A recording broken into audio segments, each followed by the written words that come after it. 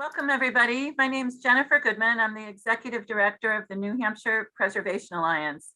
This program today on town meeting advocacy tips, especially for the last push, is part of our ongoing series of programs that are directed at helping people work on community projects, as well as old home and barn owners and enthusiasts get preservation projects done. We do a wide variety of projects and initiatives throughout the year, all designed to encourage investment in old places, increase understanding of historic preservation benefits and tactics, and really grow the preservation movement. So let's get right into today's session. It's focused on what works well and what doesn't in the final lead up and day of advocacy execution to get to a yes vote at town meeting. We're also going to try to take a look at what's different today in the current sort of social, political, and pandemic landscape. We hope you'll take away some best practices, some themes, some specific ideas that you can use on the ground. Town meeting is certainly a beloved tradition in New Hampshire communities. It can also be confusing or frustrating. The rules about how town meeting and SBT2 towns function is based on state law, but from town to town, there's definitely differences in terms of operations and culture. I note that in this session, we're not focused on advocacy related to municipalities with city councils or town council form of government, but there are certainly tactics that we will cover today that can be useful in those situations. We're going to talk about communication basics outside and before the meeting, and then during the actual meeting. In our third section today, we're going to step back a little bit and talk about how this work related to the town meeting fits into longer campaigns and ongoing engagement strategies. Here to help us today are Maggie Stier, Rebecca Mitchell. We're also joined by Robert Stevenson. All have impressive historic preservation resumes. I'm going to introduce them and introduce the kinds of town meeting issues that they've been involved in using a couple of slides.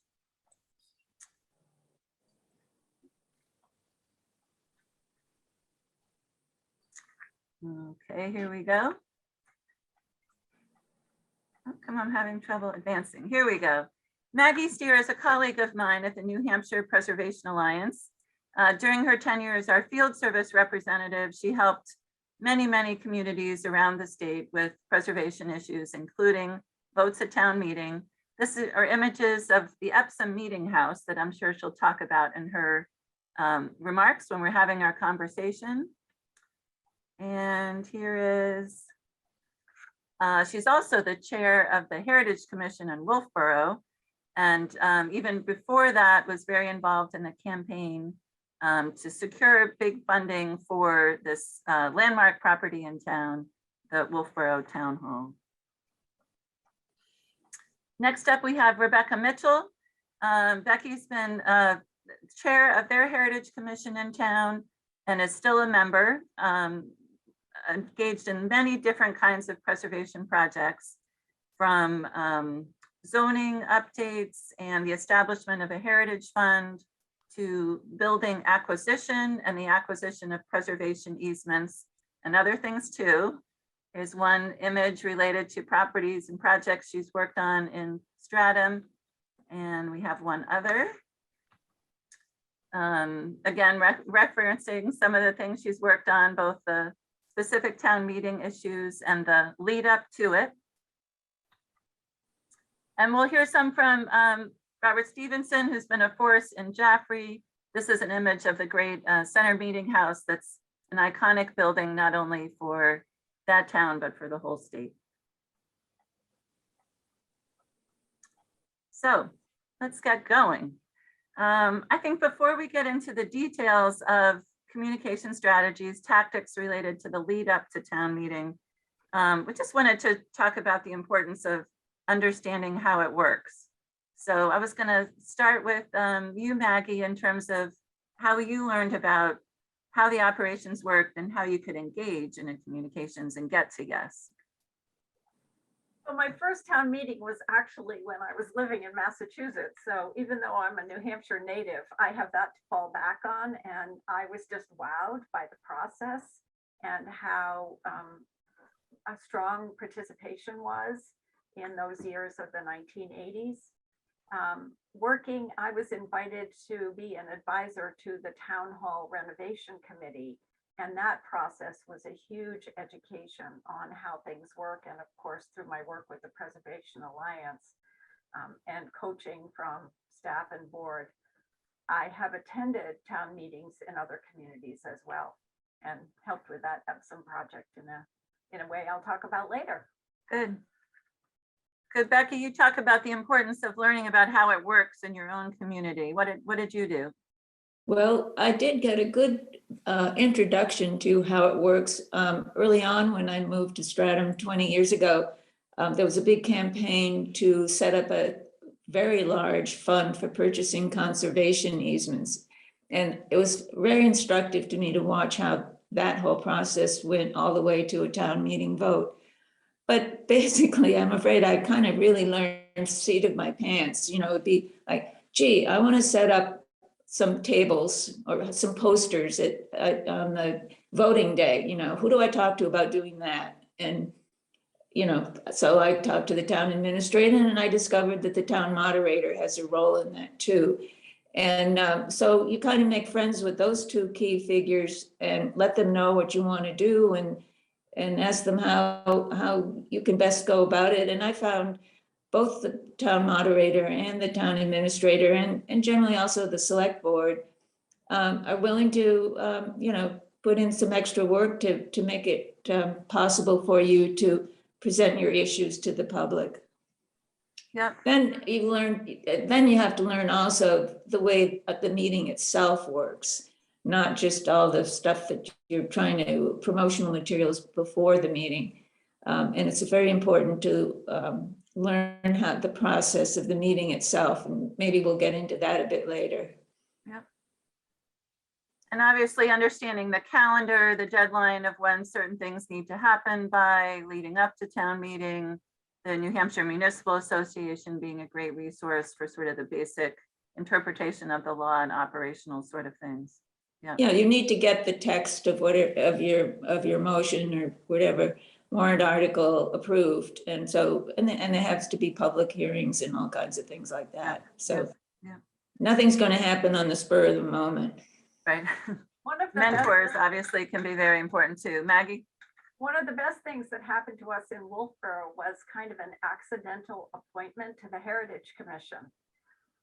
Somebody who wanted to be on the Heritage Commission had not shown up the night that the selectmen were going to make the appointment, but there was someone else there who wanted to be appointed to a different committee and there was not space for her. So they said, let's put her on the Heritage Commission. And it was the best thing that could have happened to us because she was a seasoned town committee player and really knows the ropes. And she has been the go-to person for me as chair of the Heritage Commission whenever we want to get anything done. Mm. So I can't stress enough how nice it is to have a mentor like that who really has been around for a long time and can advise me. Yep. I would also say, you know, if you are interested in what's going on in your community, read the newspaper or attend the meetings that are taking place, even planning committee or zoning board of appeals, to know what the issues are and see how things work. Selectmen's meetings happen often enough that you can't maybe attend all of them, but you can certainly go to some and just get to know who the players. And that will be very important when you have an issue that's coming up before the town. Yeah. In our case, all of the agendas and minutes are available online. And you can even sign up to get them sent to you. So if you can sit there in your pajamas and know what happened at a select board meeting. Yeah. Right. And if your town isn't putting things online, I would say really try to do what you can to make sure that website is kept up to date so all of the voters can know. Okay. How about the actual crafting of the message? You have a certain issue that you're trying to bring to the voters. what words, what points, what visuals? Why don't you just give us some ideas? Obviously, this isn't a comprehensive conversation today, but what would you like to share? Who wants to go first? Oh, Maggie. Okay, I'll go first and I'll talk a little bit about that Epsom project. This was a meeting house right along the main corridor of Route 4 in town that was for sale and had been purchased by a gas station. And they were going to demolish the building, and a group of citizens got together and said, we don't want to lose this iconic building, and made plans to try to move the building to a new site on town-owned property. And I think the expense was the biggest barrier to having that happen. So advocates had to try to make as strong a case as possible and linked the moving of this building to creating new town offices within the building that in the long run would be an advantage for the town.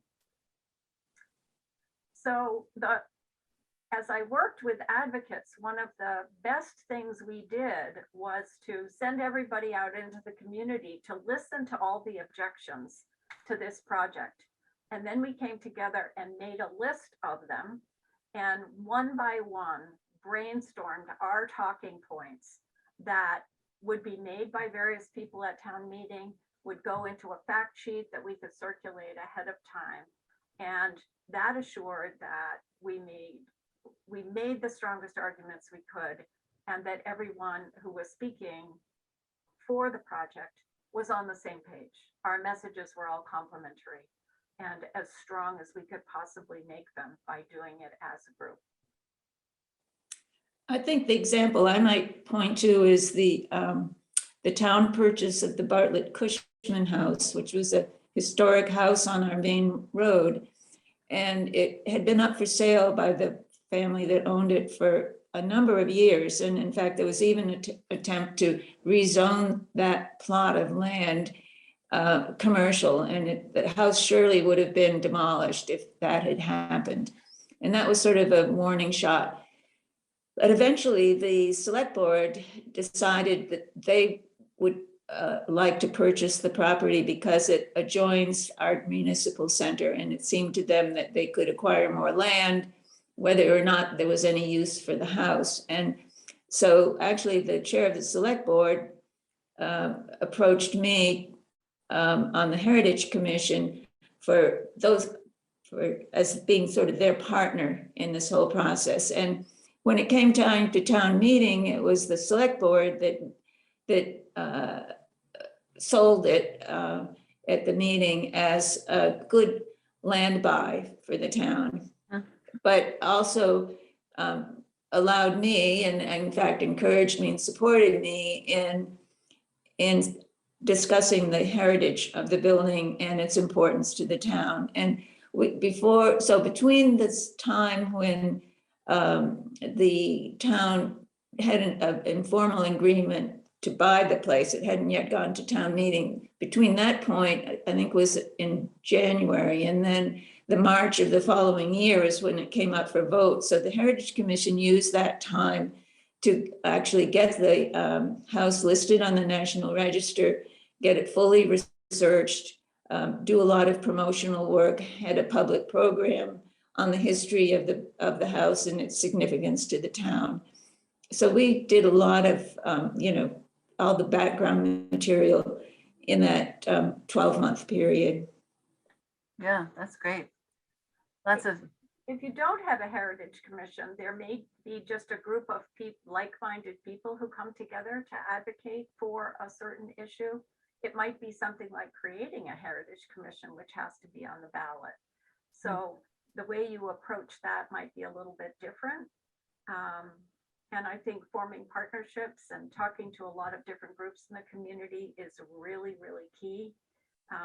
Sometimes creating a new nonprofit is valuable. In Wolfeboro, the Friends of the Wolfeboro Town Hall came together to advocate for renovating the town hall rather than having town offices move out of town and see the building either sold into private hands or demolished.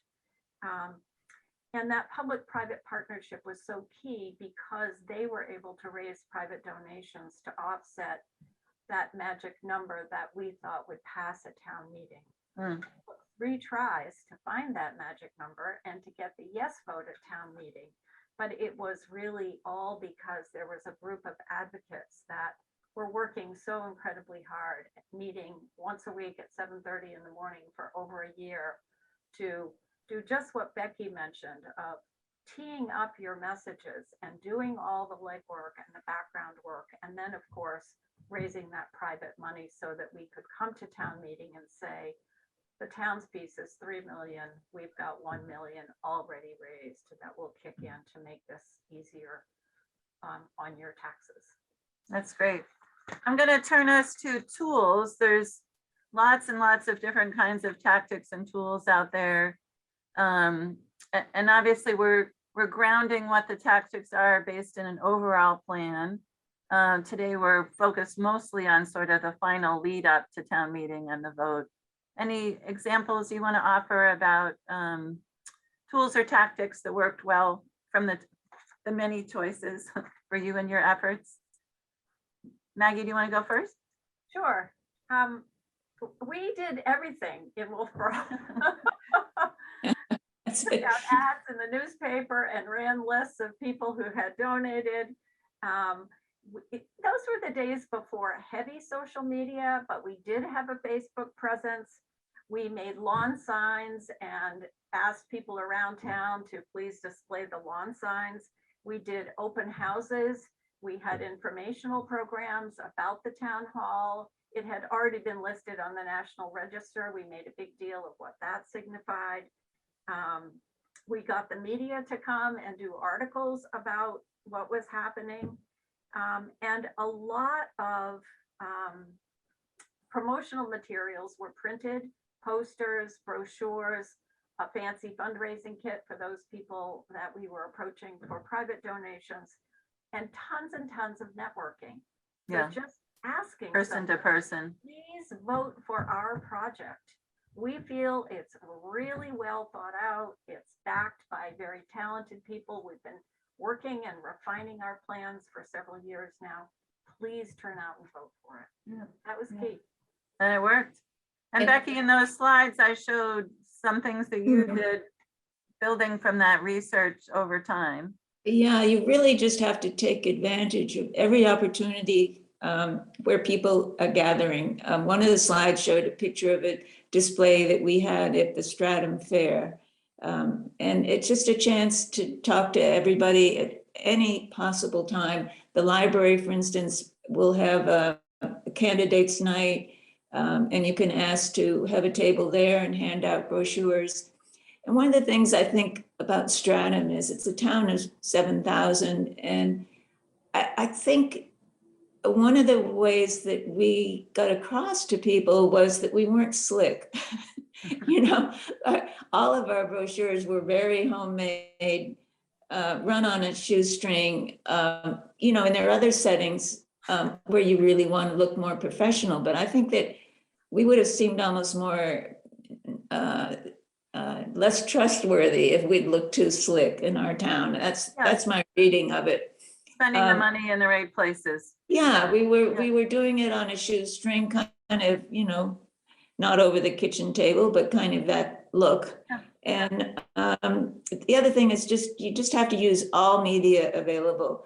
And one other tip is that even if you don't have a local newspaper, and sadly many are disappearing, it's a very good exercise to write a press release to have on hand and learn how to write a press release that reads like an article that you enjoy reading.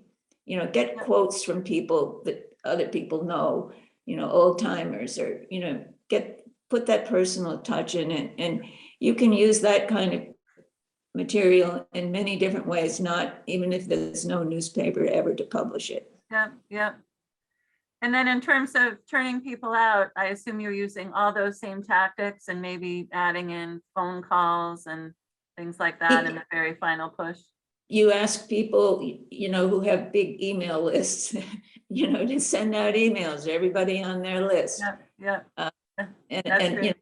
attach your brochure to it. And Yeah. that seems to work. I'm going to Yeah. shift us now. Sorry to interrupt. I'm going to shift us to the actual day of. I know some of you have served like executive producers or directors of the theater of it all and made sure the messages were right. Do you just want to just give 1 or 2 points each about kind of blue ribbon strategies for the day of getting to yes votes? Becky, do you want to go first? Well, just on the evening itself, usually you'll know who's going to be your lead speaker.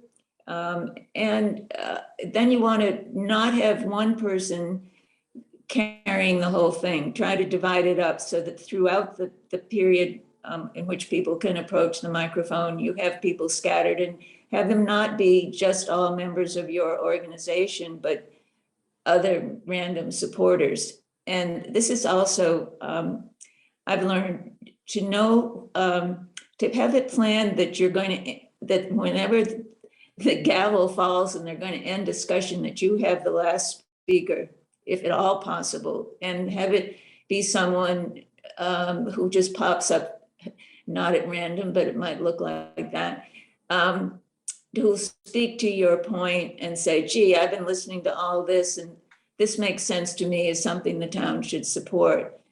Bang.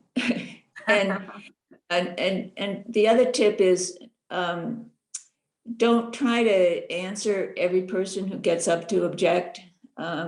Or if someone asks a question and you don't know the answer to it, be honest and say, gee, I don't really have the answer to that, but I still think you should support it. Try to turn it around, but don't just make something up, and don't ever, ever, ever overpromise.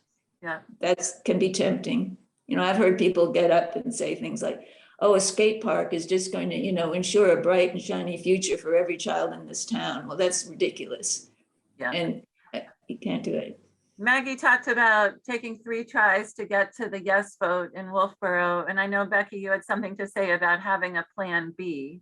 Yeah, we had we were voting, having a vote to set up a heritage preservation fund, a revolving fund that would be kind of like a bank that preservation projects could call upon.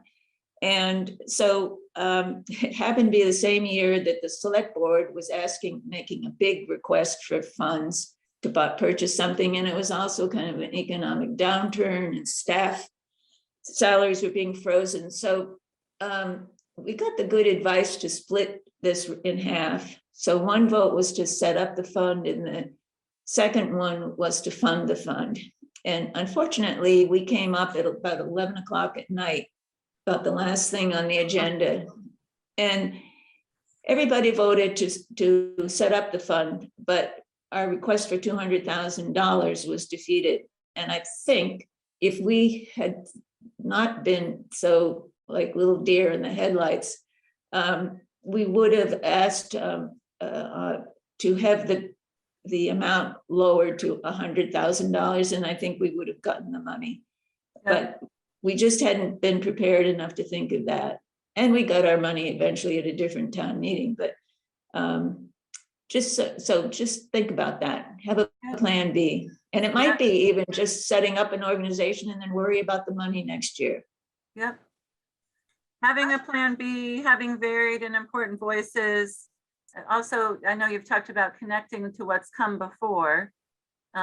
Things can be changed meeting to meeting. You can undo a vote from the year before in the next, but this idea of connecting to a master plan or municipal sentiment on the same topic in a different way seems really important, that I've heard from you talk about. Maggie, I was going to shift if that was okay to you. Well, I just wanted to say how envious I am of the dialogue that takes place at a real town meeting and in an SB2 town where it's split and you have a deliberative session and then you go to the polls to vote on the Warren article.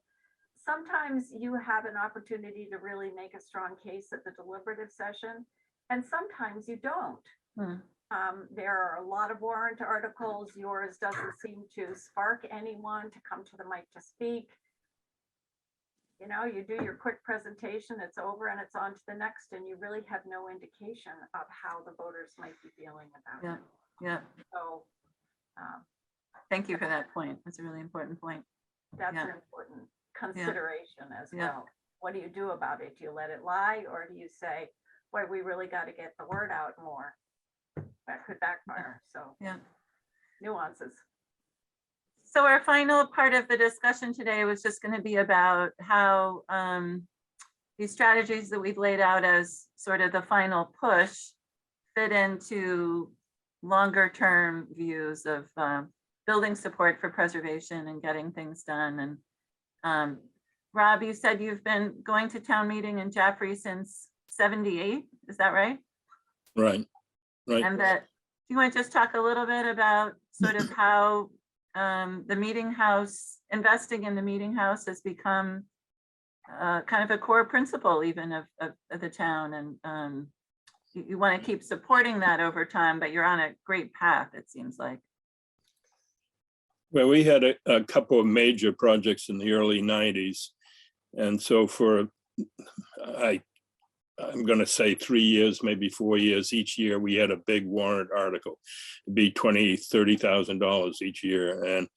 And I can remember the chairman of the budget committee saying at one point, well, with all this money that we've voted over the years, we could rebuild the meeting house from scratch. And but it nonetheless passed every year. And there was some discussion, but it wasn't, and we had the right people lined up to speak, well-respected local people. And I can remember one thing, when we had a table set up with photographs and information on the projects and so forth at the back of the room. And I think we had handouts on the chairs, but we've never done things like yard signs, or I don't think we've ever had people at a street corner with signs, that sort of thing. Jaffrey has always been supportive of the meeting house. We created sometime after that, those projects in the 90s, a trust fund, the Meeting House Trust Fund. We also have a trust fund for the 2 town clocks, one of which is in the Meeting House. And we have a trust fund for purchase of land, or go towards a sinking fund to purchase land at some future time. So, and every year there's a warrant article for, in the case of the meeting house now, it's $3,000. Recent years that goes to it. That we rent the meeting house out for weddings and events and so forth. And so there's income from that goes into the trust fund. We have a big project coming up, an LCHIP funded project that's going to start construction in probably April. And people have donated for that. I've, sent out, solicitations for funding, and there's always a number of citizens who will send in $100 or $500. But there've been no burning issues, no such as a demolition of an important landmark that has gotten a lot of controversy. I can't recall preservation issues of that sort that we've had in the years that I've been going to town meeting. Well, appreciate all the support you've built over time. You called it you said that the meeting house and Mount Monadnock are your almost equal, wonderful icons in town. Right. And that's, I think, because you've been doing that great work and having the right messages and showing forward progress all those years. Yeah. Yeah. Well, you do see the meeting house frequently on things like cover of the town annual town report. It's appeared there many times. Chamber of Commerce annual report. Yeah. Things like that. And Yeah. so it's in the public eye, and people are supportive of it. Yeah, I'm gonna gonna swing back to Maggie and Becky then, just to talk about keeping it in the public eye and whether you got a yes vote or not, sort of how to think about this work and how what you just talked about fits into a larger spectrum of activity. Anything you want to sort of invite viewers to think about or share as a best practice? Well, go ahead, Maggie. I was just gonna say, I want people to understand that it often takes a lot of time, both in the process and then at the town meeting. And, you know, again, not everything is going to pass the first time. I think whatever it is you want sometimes needs to be part of an overall vision that may be set forth in the town's master plan, or maybe part of where your zoning is headed.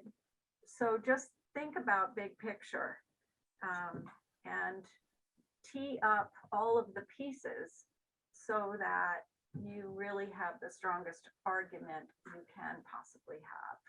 Yeah. Great, thank you for Something that, good, Becky. as Rob said about town reports, something good to put in the town report at the end of the year, even if it's only one small step toward a goal. Yep. Keep it in front of people. Becky. I agree with what you say, Maggie, and I think even just as you go into the process, think about it not as a win or lose thing, but as an opportunity to get out an important message, and so that whatever the outcome, you're sticking on, you know, you're sticking with your main message, keeping your goal in mind, and you may eventually get there, but think of it as an opportunity, and you will be picking up supporters, even if the vote on that particular meeting isn't for, you know, at that point. But you'll be persuading hearts and minds, and I totally agree with Maggie that you need to look at a master plan and the zoning, and keep working on that. And because our Heritage Commission has been getting up and asking for money at town meetings, when it came time to write a new master plan recently, there was considerable support for historic preservation being a feature of that plan. Right. Great. Important. So I think we should close on those optimistic messages about weaving preservation into future planning and keeping it in front of people and describing its benefits well. I really want to thank you three for helping us share ideas today. Appreciate those of you watching and the work that I'm sure you're doing in your communities to help advance historic preservation projects, really critical to the health and vitality of our communities across the state.